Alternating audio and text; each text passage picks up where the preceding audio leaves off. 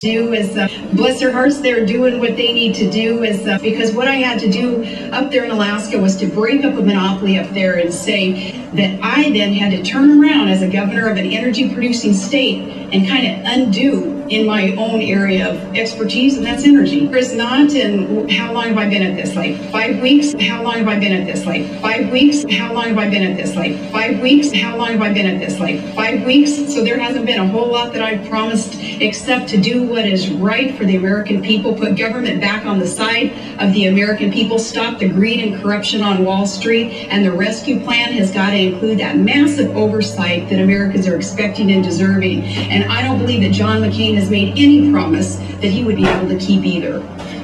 In the conditions of our economy, in just even these past weeks, as there has been more and more revelation, we need to be appreciative of John McCain's call for reform, who are starting to really kind of rear that head of abuse. And the colleagues in the Senate weren't going to go there with them. So we have John McCain to thank for at least warning people, and we also have John McCain to thank for bringing in a bipartisan effort people to the table so that we can start putting politics aside, even putting a campaign aside, and just do what's right to fix this economic problem that we are in. It is a crisis. It's a toxic mess, really. That is not so, but because that's just a quick, I want to talk about again my record on energy. It's a nonsensical position that we are in when we have domestic supplies of energy all over this great land, and it's a nonsensical position that we are in when we have domestic supplies of energy all over this great land and to tap into them, and instead we're relying on foreign countries to produce for us. Some who do not like America, they certainly don't have our best interests at heart. Instead of those dollars circulating here, creating tens of thousands of jobs, who got a tax break and who didn't, and we're not giving oil company tax breaks, but it's about a heck of a lot more than that. Yeah. Well, as the nation's only Arctic state and being the governor of that state, Alaska feels and sees impacts of climate change more so than any other state, and we know that it's real. I'm not one to attribute every activity of man to the changes in the climate. There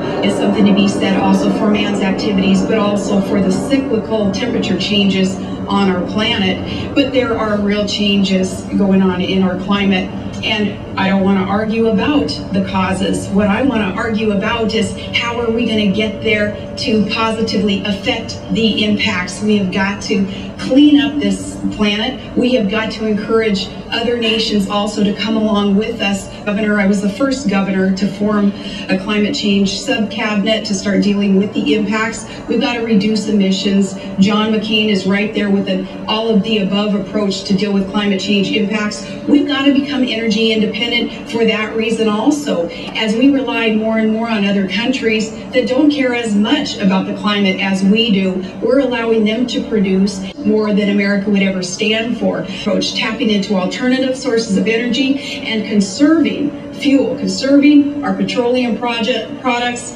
and our hydrocarbons so that we can clean up this planet and deal with climate change. Senator, what is true and what is false about the cause? Yes, Senator McCain does support this. The chant is drill, baby, drill, drill, baby, drill, drill, baby, drill, drill, baby, drill, drill, baby, drill, drill, baby, drill, drill, baby, drill, drill, baby, drill. And that's what we hear all across this country in our rallies, because people are so hungry for those domestic sources to be tapped into, and hundreds of trillions of cubic feet of clean, green, even called drilling safe, environmentally friendly drilling. Raping, it is safe to drill, and we need to do more of that. But if it goes closer and closer towards redefining the traditional definition of marriage between one man and one woman, and unfortunately that's sometimes where those steps lead. But I also want to clarify if there's any kind of suggestion at all for my answer that I would be anything but tolerant of adults in America choosing their partners, choosing relationships that they deem